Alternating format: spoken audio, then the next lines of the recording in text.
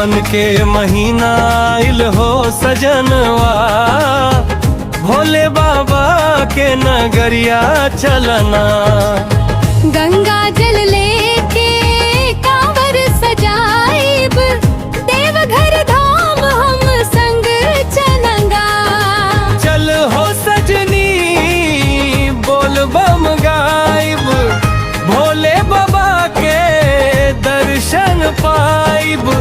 हर हर महादेव के जयकारा लगाइब, सुख समृद्धि के वरदान पाइब।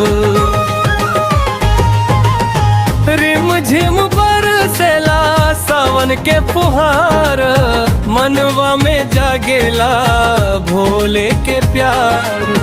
बेलपत्र धतूरा लेके आईनी, पूजा में लागल बा भक्तन के धार। मंदिर में गूंजे बम बम के नारा, भोले बाबा बाड़े सबके सहारा। जे मांगे सच्चे मन से आके, भर दिल झोली न छोड़े बेचारा। सावन के महीना आइल हो सजनवा, भोले बाबा के नगरिया चलना। गंगा जल लेके कांवर सजाइब, देवघर धाम हम संग चलना।